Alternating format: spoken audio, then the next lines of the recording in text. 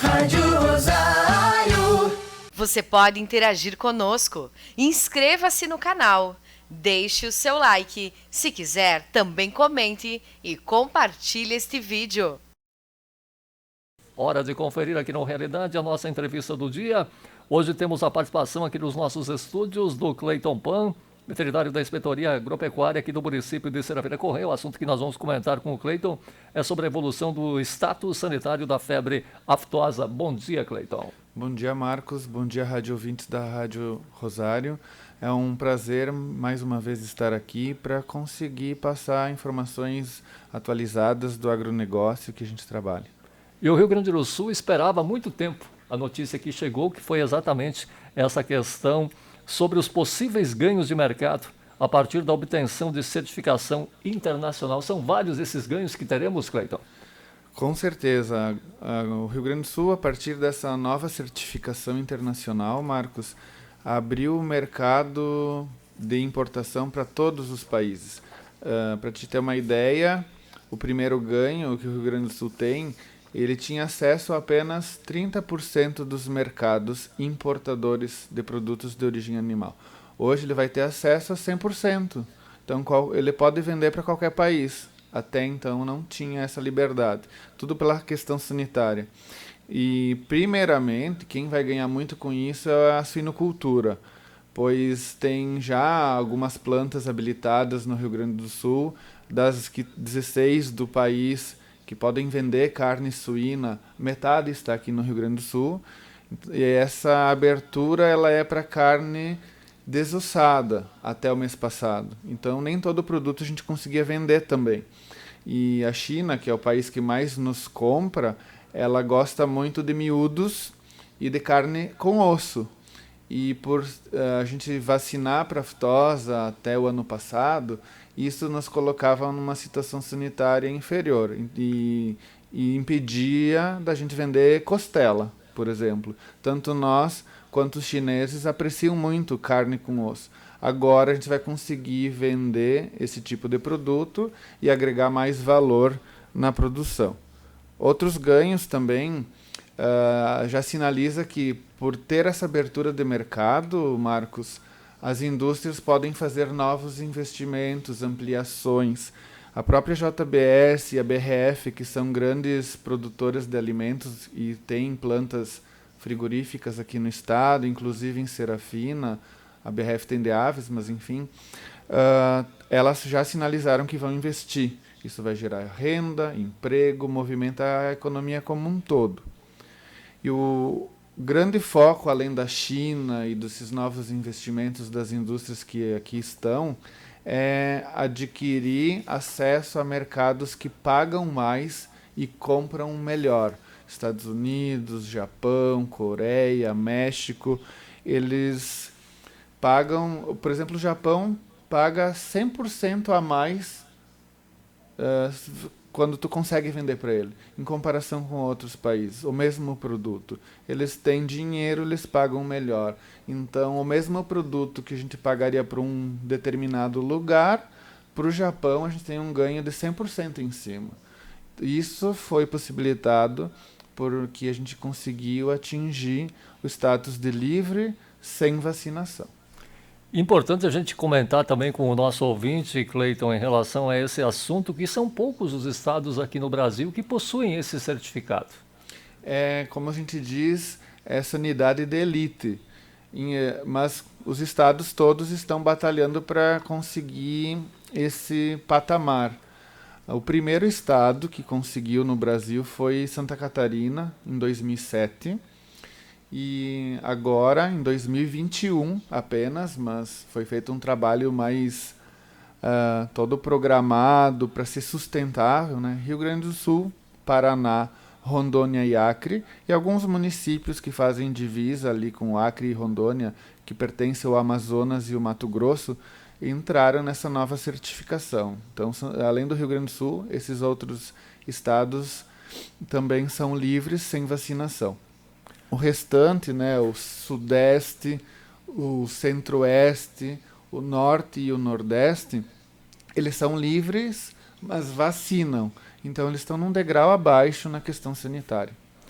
As vacinas, Cleiton, de alta qualidade contra a doença, elas previnem a doença e a transmissão de infecção é aplicada de forma sistemática. Isso é um fator fundamental para a gente chegar a essa posição que o Rio Grande do Sul está no momento. Sim, esses foram praticamente 50 anos de vacinação, de programa de erradicação da febre aftosa. E quando a gente tinha um cenário de muitos focos, muitos casos, muitos animais sendo eliminados, a vacinação ela ajudava a diminuir o impacto de transmissão, de a gravidade da doença, e conseguimos assim diminuir ao longo dos anos o número de casos. Na década de 90, para te ter uma ideia, era mais de 1.000 focos por semana. E dos anos 2000 em diante já começou a diminuir. O Rio Grande do Sul só teve foco alguns poucos em 2000 e 2001, e então já faz 20 anos que a gente continuava vacinando, mas sem doença. E a vacina, por essa qualidade, ela conseguiu com que a gente eliminasse a circulação do vírus. E então, quando o vírus parou de circular, não se justificava também a gente manter a vacinação, porque é um custo, além de proteção. E felizmente, vários países que fazem parte da América do Sul possuem esse certificado que transforma esses países com uma capacidade melhor de negociar no mercado, de mostrar o seu produto. Mas nós temos um país, a exceção seria a Venezuela, que ainda não possui status reconhecido, somente esse país por enquanto. Sim, em toda a América, a Venezuela hoje é o nosso risco. O pessoal vai pensar, mas a Venezuela é longe do Rio Grande do Sul. Mas hoje em dia, com a globalização, com a movimentação de cargas, não é difícil, até mesmo migração de pessoas aqui para a região sul, vem venezuelanos, colombianos, então existe o risco ainda e é com a Venezuela. Por que só a Venezuela? Ou é o país que hoje que tem mais dificuldade numa série de fatores socioeconômicos, e não seria diferente na parte sanitária dos animais. Todos os outros países conseguiram aos poucos se fortalecer na prevenção contra a febre aftosa, fazendo reuniões, trocando informações, mesmo um trabalho em conjunto. E a grande parte é livre com vacinação, mas o Chile, a região sul, né, do Brasil, né, Paraná, Santa Catarina, Rio Grande do Sul, Rondônia, Acre, uma parte da Argentina, uma parte da Bolívia, o próprio Peru, já nem mais vacinam e conseguiram até antes do Rio Grande do Sul esse certificado. Mas isso fortalece toda a região, toda a América que é produtora de carne, e não tendo a circulação do vírus em diversos países, nos deixa numa situação tranquila com os vizinhos, principalmente Uruguai e Argentina.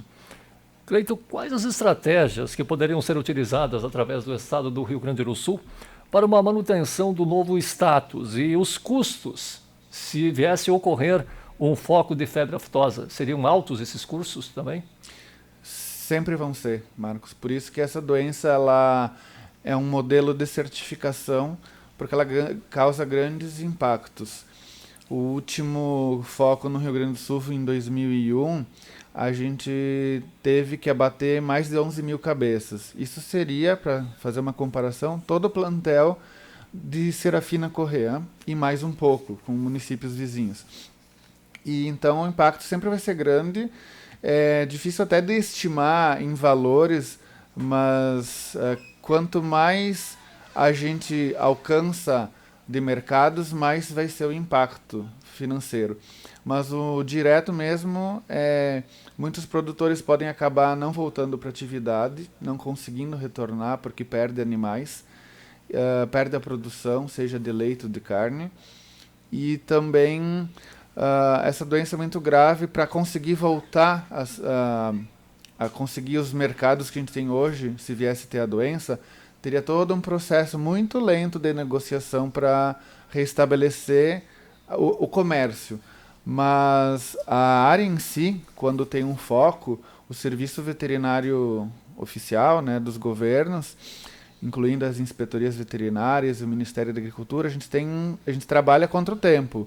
A gente pode ter em torno de 30 dias como solucionar o problema sanitário, eliminar doenças, sacrificando os animais. Mas toda a parte de prejuízo comercial, daí é negociação mesmo de relações internacionais, isso não tem como estimar. Mas o prejuízo é de milhões. Cleiton, 13 países eles participam da COSALFA, incluindo o Brasil. Eles acabaram acordando em estabelecer as bases para a criação de um banco regional de antígenos e vacinas, que, com base em uma avaliação de risco, pode armazenar antígenos das vacinas mais representativas para enfrentar as cepas virais da febre aftosa de maior risco para a região das Américas. Qual a importância desses países terem acordado esse tipo de ideia para o combate à febre aftosa? Primeira vantagem da COSALFA é como se fosse uma sociedade, uma associação entre os países. Então é uma proteção mútua. E além de dizer que é uma transparência, que há 20 anos atrás os países trabalhavam tentando esconder os problemas dos outros. E por ser uma doença grave, a febre aftosa não tem como tapar o sol com a peneira. Uma hora, se tem, vai aparecer. Então os países, sabendo disso, concordaram em começar a trabalhar em conjunto, através da COSALFA. E eles viram que, devido à gravidade da aftosa, a aftosa tem 7 tipos de cepas que podem causar a doença.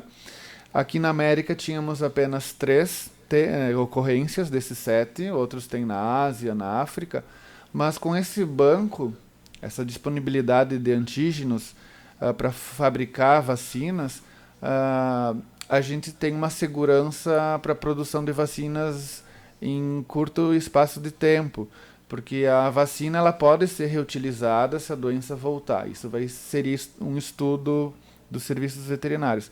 Mas tendo esse banco de dados para fabricar vacina, a segurança está no sentido que a gente não sabe qual dos 7 vírus poderia vir a entrar no país, né? Principalmente por causa da globalização. Então não adianta a gente ter um banco só dos 3 vírus que já ocorreram no Brasil. Tem que ter acesso a poder fazer vacina de todos os tipos. Então essa associação, através da COSALFA, né, esse trabalho em conjunto dá maior segurança. Cleiton, a gente agradece a sua presença aqui nos estúdios da Rádio Rosário. É sempre muito interessante quando você vem até os nossos estúdios trazer essas informações importantes e boas, né, para a comunidade do Rio Grande do Sul, para a região sul do país. Obrigado pela sua participação. Conversamos com o Cleiton Pan, veterinário da Inspetoria Agropecuária aqui do município de Estrela Correia, que comentou sobre a evolução do status sanitário febre aftosa. Obrigado, bom dia, um bom trabalho, Cleiton. Obrigado, Marcos. Obrigado pela oportunidade que a Inspetoria pode estar aqui acessando em grande escala a comunidade, os produtores rurais. A gente sempre está à disposição para trazer novidades e orientar a comunidade. E lembrando que o nosso ouvinte pode acompanhar na íntegra, então, essa entrevista através do YouTube. Você também poderá se inscrever neste canal da Rádio Rosário.